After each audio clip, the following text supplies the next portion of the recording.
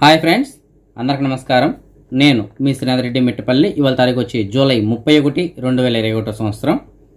ఇవాళ ముఖ్యాంశాలకు వచ్చినట్టయితే, కువైట్లో ప్రస్తుతానికి ఎవరైతే కరోనా టీకాల కోసం అప్లై చేసుకొని చాలా రోజులు గడిచిన వాళ్ళకి ఇంకా అపాయింట్మెంట్ రాకుండా ఉంటే, అలాంటి వారిలో ఎవరికైతే ఎమర్జెన్సీ ఉంటుందో అలాంటి వారికి కువైట్ గవర్నమెంట్ అయితే కనుక ప్రస్తుతానికి ఒక వెసులుబాటు కల్పించడం జరుగుతోంది. రేపటి నుంచి అంటే ఆదివారం నుంచి గురువారం వరకు 5 రోజుల పాటు కువైట్ ఉన్నటువంటి జాబర్ హాస్పిటల్ దగ్గర ఉన్న 5వ నంబర్ గేట్ దగ్గర వీళ్ళకి వ్యాక్సిన్స్ అయితే కనుక అందిస్తున్నారు. వాళ్ళు తప్పనిసరిగా ఈ సివిల్ ఐడి కార్డు ఏదైతే ఉంటుందో దాన్ని తీసుకెళ్ళాలి. అలాగే తప్పనిసరిగా వాళ్ళు ఇంతకుముందు ఆన్లైన్లో అప్లై చేసుకొని ఉండాలి. ఓకేనా? ఎవరైతే అప్లై చేసుకొని ఇంకా వ్యాక్సిన్ డేట్ రాకుండా ఉంటుంది కదా, అలాంటి వారికి ఇస్తున్నారు. సో దయచేసి ఎవరికైతే ఎమర్జెన్సీ ఉంటుందో వాళ్ళు మాత్రమే వెళ్ళండి. ఎందుకంటే అక్కడ అపాయింట్మెంట్ లేకపోయినా అక్కడ ఇస్తున్నారు కదా అని చెప్పేసి అందరూ వెళ్ళిపోయారనుకోండి, ఎక్కువ మంది వెళ్తే మీకే అక్కడ నష్టం. ఎందుకంటే జనాలు ఎక్కువ అయ్యే కొద్దీ మీకు వ్యాక్సిన్ రావడం కూడా లేట్ అవుతుంది. దాని కారణంగా ఎవరికైతే ఎమర్జెన్సీ ఉంటుందో వాళ్ళకి వ్యాక్సిన్ కూడా అందకపోవచ్చు. కాబట్టి ఎవరికైతే ఎమర్జెన్సీ, నాకు ఇప్పుడు తప్పనిసరిగా వ్యాక్సిన్ కావాలి, అది వేసుకుంటే తప్ప నాకు కుదరదు అనే వాళ్ళు ఎవరైతే ఉంటారో అలాంటి వారు అందరూ వెళ్ళి అక్కడ వ్యాక్సిన్ అయితే తీసుకోవచ్చు. అలాగే ఎవరికైతే ఎక్కువ రోజులు గడిచిపోయి ఉంటుందో, ఒక 5 months కన్నా దాటిపోయి 4 months కన్నా దాటిపోయి ఇంకా వ్యాక్సిన్ డేట్ రాకుండా ఉండి అలాంటి వాళ్ళు కూడా వెళ్ళి తీసుకోవచ్చు. అయితే ఫస్ట్ డోస్ మాత్రమే ఇస్తున్నాడు, సెకండ్ డోస్ అయితే కనుక కాదు. ఓకేనా? ఓన్లీ ఫస్ట్ డోస్ మాత్రమే ఇవ్వడం జరుగుతుంది. సెకండ్ డోస్ వాళ్ళకైతే కాదు. ఇంతకుముందు ఆల్రెడీ మీరు వ్యాక్సిన్ ఒక డోస్ వేయించుకున్నారు, సెకండ్ డోస్ ఇంకా డేట్ రాలేదని చెప్పేసి వెయిట్ చేస్తుంటారు కదా, అలాంటి వారికి కాదు. అప్లై చేసుకొని ఒకసారి కూడా వ్యాక్సిన్ వేయించుకోకుండా ఎవరైతే ఉంటారో అలాంటి వారికి మాత్రమే ఇవ్వడం జరుగుతుంది. అది కూడా ఆక్స్ఫర్డ్ ఆస్ట్రాజెనికా వ్యాక్సిన్ ఇస్తున్నారు. ఓకేనా? సో రేపటి నుంచి గురువారం వరకు ఈ 5 రోజుల పాటు ఎవరైతే కరోనా వ్యాక్సిన్ కోసం చెప్పేసి అప్లై చేసుకొని ఎక్కువ రోజులు అయిపోయినా వాళ్ళకి వ్యాక్సిన్ రాకుండా ఉంటుందో అలాంటి వాళ్ళు వెళ్ళి అక్కడ వేయించుకోవచ్చు. అడ్రస్ మరొకసారి చెప్తాను చూడండి. జాబర్ హాస్పిటల్ 5వ నంబర్ గేటు దగ్గర, అంటే ఈ సౌత్ సొరాల్లో బతాకా ఆఫీస్ ఉంది కదా, ఆ ఆఫీస్కి దగ్గరలోనే అనమాట. ఓకేనా? కువైట్ గవర్నమెంట్ గతంలో మనకి ఒక వెసులుబాటు కల్పించింది కదా, కువైట్ నుంచి వారి సొంత దేశాలకు వెళ్ళి ఈ కరోనా కారణంగా ఎవరైతే రిటర్న్ రాలేకపోయారో అలాంటి వారికి 6 నెలలు దాటినా కూడా వారి అకామా అనేటువంటిది వ్యాలిడ్గా ఉంటే కువైట్కి రావచ్చు అని చెప్పేసి చెప్పారు కదా. అయితే అప్పుడు అందరికీ చెప్పడం జరిగింది. ఇప్పుడు వీళ్ళు కొత్తగా ఒక అప్డేట్ అయితే తీసుకొచ్చారు. 2019 ఆగస్టు 31వ తారీఖు కన్నా ముందు ఎవరైతే వెళ్ళుంటారో బాగా గుర్తుపెట్టుకోండి. 2019 ఆగస్టు 31కి ముందు ఎవరైతే వెళ్ళుంటారో అలాంటి వారు కువైట్కి రావడానికి కుదరదు అని చెప్తున్నారు.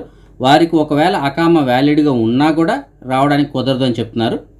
2019 సెప్టెంబర్ 1వ తారీఖు పైన ఎవరైతే వెళ్ళుంటారో అలాంటి వారందరూ కువైట్కి రావడానికి అయితే అవకాశం ఉంటుంది అని చెప్పేసి చెప్తున్నారు. అయితే వారి అకామా అటువంటి తప్పనిసరిగా వ్యాలిడ్గా ఉండాలి. 2019 సెప్టెంబర్ 1వ తారీఖు పైన ఎవరైతే కువైట్ నుంచి ఇండియాకి వెళ్ళి లేదంటే వారి సొంత దేశాలకు వెళ్ళి అక్కడి నుంచి కరోనా కారణంగా రాలేక ఉండిపోయారు అలాంటి వారందరూ అకామా వ్యాలిడ్గా ఉంటే ఈ విమానాలు ఓపెన్ అయిన తర్వాత ఇప్పుడు రావడానికి ఏదైతే ప్రాసెస్ ఉందో ఆ ప్రాసెస్ ద్వారా రావడానికి అయితే అవకాశం ఉంటుంది. వీళ్ళు 2019 సెప్టెంబర్ అని ఎందుకు చెప్పారంటే, మీరు ఇక్కడ సింపుల్ లాజిక్ ఉంటుంది, ఆలోచించాలి. జనరల్గా మనం ఇంటికి వెళ్ళిన తర్వాత 6 నెలల టైం ఉంటుంది కదా. సో సెప్టెంబర్ నుంచి మార్చి వరకు మనకి ఇక్కడ లాక్డౌన్ పెట్టింది ఎప్పుడు మార్చిలో పెట్టారు. ఓకేనా? సో కరోనా ఫిబ్రవరిలో స్టార్ట్ అయింది, మార్చిలో మనకి లాక్డౌన్ పెట్టారు, అంటే 6 నెలల టైం ఉంది. కాబట్టి ఆ విధంగా క్యాలిక్యులేట్ చేసుకుని 2019 సెప్టెంబర్ 1వ తారీఖు పైన ఎవరైతే కువైట్ నుంచి బయట దేశాలకు వెళ్ళి రాలేక ఉండిపోయారో అలాంటి వారికి అకామా వ్యాలిడ్గా ఉంటే ప్రస్తుతానికి రావచ్చు అని చెప్పేసి చెప్తున్నారు.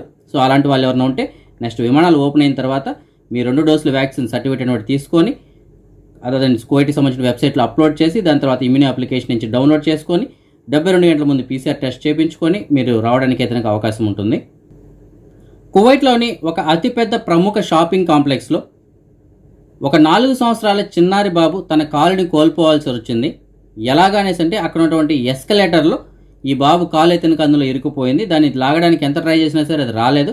ఆఖరికి అది తీసే క్రమంలో ఆ బాబు యొక్క తల్లిగడ ఎంతగానో ట్రై చేసింది, ఆవిడ చేతికి గడి గాయాలయ్యాయి. అయినా సరే అది ఆ కాలుని అయితే వీళ్ళు తీయలేకపోయారు. ప్రస్తుతానికి ఆ బాబుని అలాగే తల్లిని అయితే హాస్పిటల్కి తరలించారు, ప్రస్తుతానికి ట్రీట్మెంట్ అందిస్తున్నారు. కాబట్టి ఫ్రెండ్స్, ఎవరైనా సరే చిన్నపిల్లల్ని షాపింగ్ కాంప్లెక్స్కి తీసుకెళ్తున్నప్పుడు లిఫ్ట్ల దగ్గర అలాగే ఈ ఎస్కలేటర్స్ ఉంటాయి కదా, అలాంటి వాటి దగ్గర కొద్దిగా జాగ్రత్తగా ఉండండి. ఎందుకంటే మీకు తెలుసు కదా, లిఫ్ట్ దగ్గర ఏదైనా ప్రాబ్లం జరిగినా ఇబ్బంది. ఎస్కలేటర్స్ దగ్గర అయితే కనుక పెద్దవాళ్ళకైనా పిల్లవాళ్ళకైనా సరే ఎవరికైనా సరే ఇబ్బంది. ఎందుకంటే అందులో కాలు కానీ చేయి కానీ ఏదైనా ఇరుకుపోయినా లేదంటే కింద పడినా సరే అవి చాలా రఫ్గా ఉంటాయి. దానివల్ల చాలా పెద్ద పెద్ద గాయాలు కూడా జరగడానికి అవకాశం ఉంటుంది.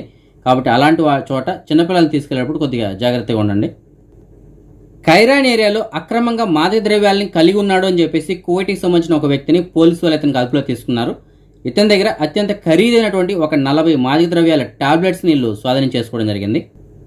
కువైట్ ప్రభుత్వం అక్రమంగా మాదక ద్రవ్యాల దిగుమతి ఎవరైతే చేసుకుంటుంటారో అలాంటి వారిపైన కఠినమైనటువంటి చర్యలు తీసుకుంటూనే ఉంది.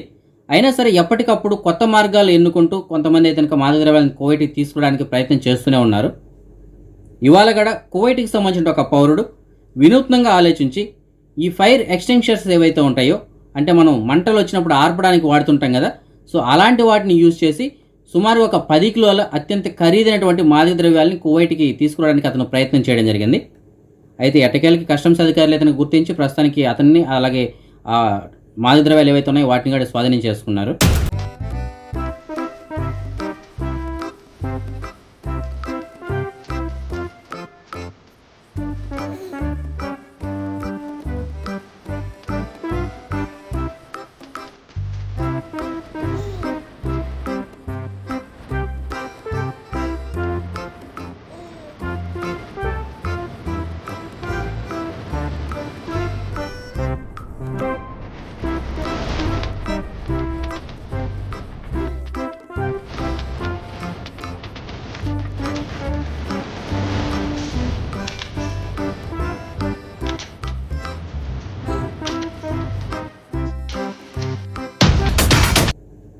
మన భారతదేశం నుంచి సౌదీ అరేబియాకి వందే భారత్ మిషన్లో భాగంగా విమానాలు నడుపుతున్నారు. ఆ విషయం మీకు అందరికీ తెలుసు కదా. అందులో భాగంగానే ఇవాళ ఉదయం తిరువనంతపురం నుంచి ఎయిర్ ఇండియా ఎక్స్ప్రెస్ ఒకటి సౌదీ అరేబియా వెళ్ళడానికి బయలుదేరింది. అది బయలుదేరిన కొంత సమయానికి అందులో ఉన్నటువంటి ఈ విండ్ షీల్డ్ ఒకటి కొంత భాగం పాడైంది అనేటువంటి విషయం తెలుసుకున్న పైలట్ అత్యంత చాకచక్యంగా ప్రవర్తించి అత్యవసర ల్యాండింగ్ కింద అదే తిరువనంతపురంలో మళ్ళీ తిరిగి ల్యాండ్ చేయడం జరిగింది. అయితే అది ల్యాండ్ అయ్యే సమయానికి ఈ ఫ్లైట్ అటెండెంట్ ఎవరైతే ఉంటారో వారు, అలాగే కొన్ని కార్గో సామాన్లు మాత్రమే అందులో ఉన్నాయి. ఎందుకంటే అది ఖాళీ విమానం అక్కడి నుంచి ఇక్కడికి వస్తుంది, ఇక్కడి నుంచి సౌదీ అరేబియా నుంచి ప్యాసింజర్స్ తీసుకొని ఇండియాకి వెళ్ళడం జరుగుతుంది. దానివల్ల ఖాళీ విమానం వస్తుండగా ఈ ప్రాబ్లం అయితే ఏర్పడింది. అయితే పైలట్ ఎంతో తెలివితేటలు ఉపయోగించి దాన్ని మళ్ళీ తిరిగి అదే తిరువనంతపురంలో ల్యాండ్ చేయడం జరిగింది. సౌదీ అరేబియా ప్రభుత్వం సౌదీ అరేబియాకి రావడానికి ఎవరైతే టూరిస్ట్ వీసా కలిగి ఉంటారో అలాంటి వారందరూ రావడానికి అయితే సౌదీ అరేబియా ప్రభుత్వం అనుమతి కల్పించింది. అయితే కొన్ని కండిషన్స్ మాత్రం పెట్టడం జరిగింది. వాళ్ళు బయలుదేరడానికి ముందు ఒక 72 గంటల ముందే PCR టెస్ట్ చేయించుకోవాలి. అందులో నెగిటివ్ ఉన్నట్టయితేనే రావడానికి కుదురుతుంది. అలాగే వాళ్ళు వచ్చేటప్పుడు తప్పనిసరిగా కరోనాకు సంబంధించిన వ్యాక్సిన్ వేయించుకున్న సర్టిఫికేట్ కూడా కలిగి ఉండాలని చెప్తున్నారు. అలాగే సౌదీ అరేబియా వచ్చిన తర్వాత వాళ్ళు కొన్ని ఫార్మాలిటీస్ కూడా ఉంటాయి. అక్కడ కొన్ని డాక్యుమెంట్స్ ఫిల్ చేయడం, అలాగే కొన్ని అప్లికేషన్స్ డౌన్లోడ్ చేసుకోవడం ఇలాంటివి ఉంటాయి. సో ఎట్టకేలకి సౌదీ అరేబియా ప్రభుత్వం అయితే కనుక టూరిస్ట్ వీసా పైన సౌదీ అరేబియాకి వచ్చే వాళ్ళు ఎవరైతే ఉంటారో అలాంటి వారికి రావడానికి అయితే అనుమతి కల్పించారు.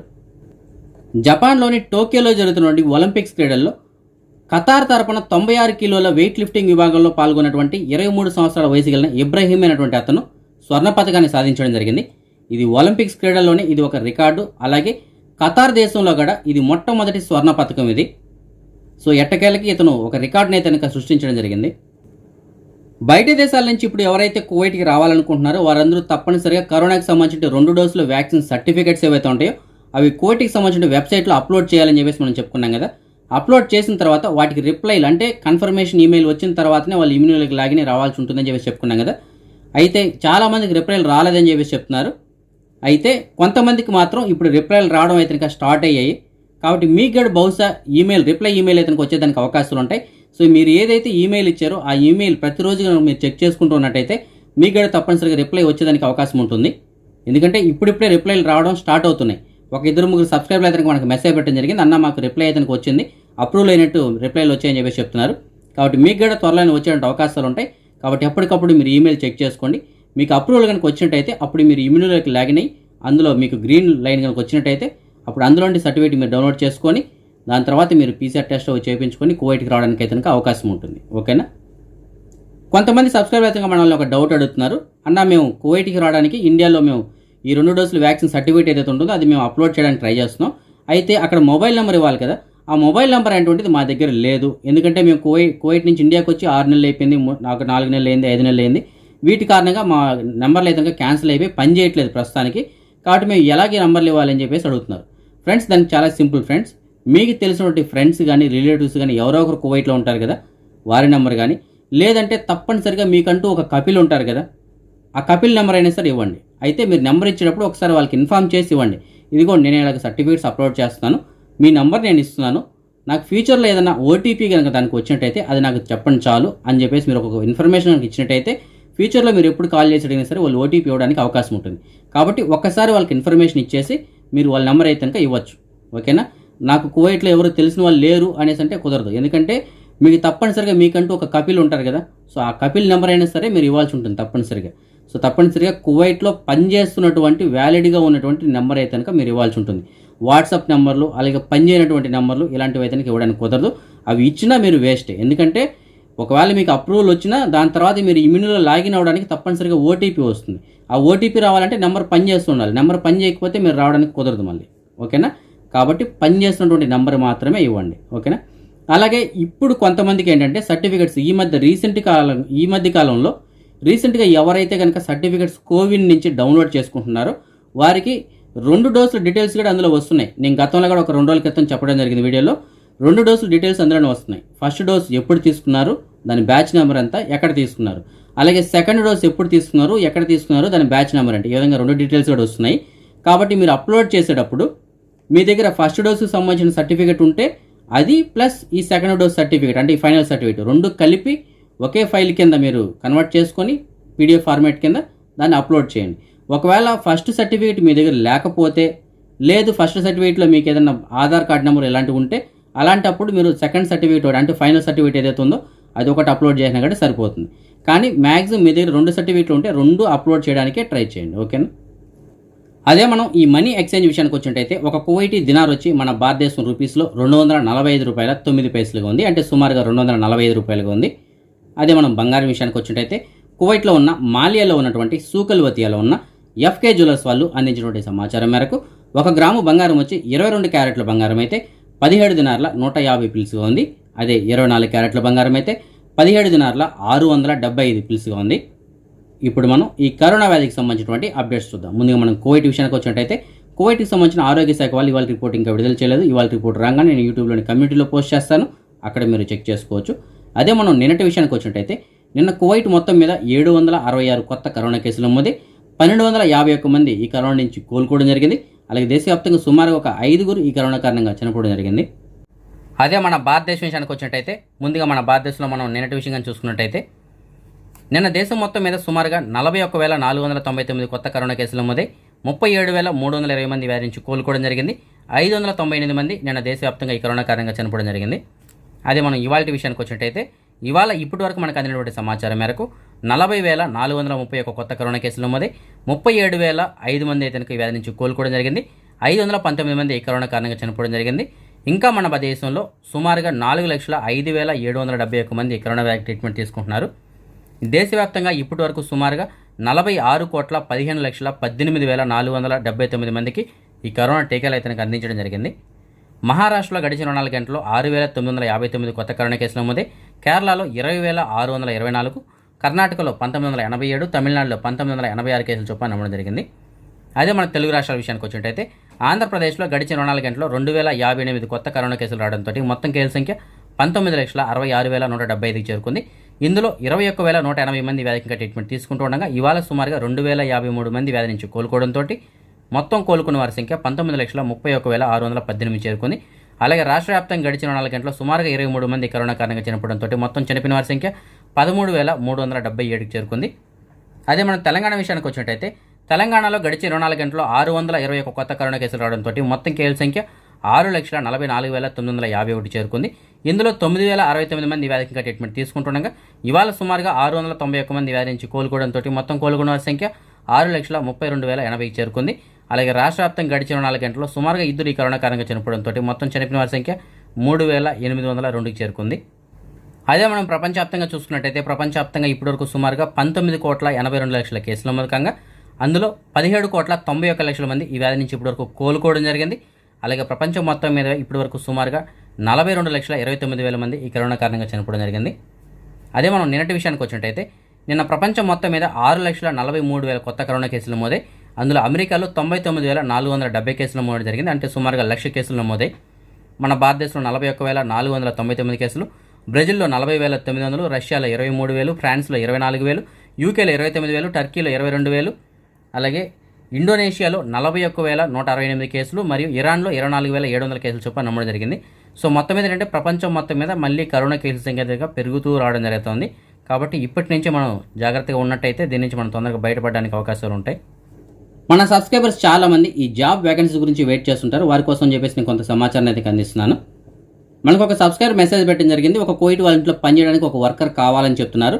అయితే ఎవరైతే అకామా మార్చుకుంటారో అలాంటి వాళ్ళు మాత్రమే కావాలని చెప్తున్నారు. చాలా చిన్న ఇల్లు అని చెప్తున్నారు. జీతం అది వాళ్ళే ఫోన్ చేసి కనుక్కోమని చెప్తున్నారు. దీనికి సంబంధించిన పూర్తిల కోసం అయితే మీకు డిస్ప్లేలో ఒక నెంబర్ ఇస్తాను. ఆ నెంబర్ కాల్ చేసి పూర్తిలు కనుక్కొని వెళ్ళగలరు. ఇంకొక సబ్స్క్రైబర్ మనకి మెసేజ్ పెట్టడం జరిగింది. ఒక కోవిడ్ వాళ్ళ ఇంట్లో టెంపరీగా ఒక 3 నెలల పాటు పనిచేయడానికి ఒక డ్రైవర్ కావాలని చెప్తున్నారు. 220 దినాల వరకు జీతం కూడా ఉంటుందంట. అలాగే పని కూడా చాలా తక్కువ ఉంటుందని చెప్తున్నారు. దీనికి సంబంధించిన పూర్తిల కోసం అయితే మీకు డిస్ప్లే ఒక నెంబర్ ఉంది కదా, నెంబర్ కాల్ చేసి పూర్తిలు కనుక్కొని వెళ్ళగలరు. ఇంకొక సబ్స్క్రైబర్ మనకి కొరైన్ ఏరియా నుంచి మెసేజ్ పెట్టడం జరిగింది. ఒక కోవిడ్ వాళ్ళ ఇంట్లో పనిచేయడానికి ఒక వర్కర్ కావాలని చెప్తున్నారు. జీతం కూడా సుమారుగా 230 దినాలు ఉంటుందని చెప్తున్నారు. అలాగే నెలకు ఒక చుట్టి గడు ఉంటుందంటే చాలా మంచి ఇల్లు అని చెప్తున్నారు. దీనికి సంబంధించిన పూర్తిల కోసం అయితే మీకు డిస్ప్లే ఒక నెంబర్ ఉంది కదా, నెంబర్ కాల్ చేసి పూర్తిలు కనుక్కొని వెళ్ళగలరు. ఇవాళ దాసు గారి సందీప్ అనేటువంటి అబ్బాయి పుట్టినరోజు జరుపుకోవడం జరుగుతోంది. ఇంకా ఎవరైనా మన సబ్స్క్రైబర్స్ యొక్క పిల్లలు వాళ్ళ పుట్టినరోజు జరుపుకుంటా అంటే వారందరికీ కూడా నా తరపున అలాగే మన ఛానల్ సబ్స్క్రైబర్స్ అందరి తరపున పుట్టినరోజు శుభాకాంక్షలు. ఓకే ఫ్రెండ్స్, ఇవి ఇప్పుడు వరకు ఉన్నటువంటి అప్డేట్స్ అయితే కనుక రేపు రాత్రి 9 గంటలకు వచ్చే వీడియోలో మరిన్ని అప్డేట్స్ కలుసుకుందాం. అంతవరకు సెలవు. జై హింద్.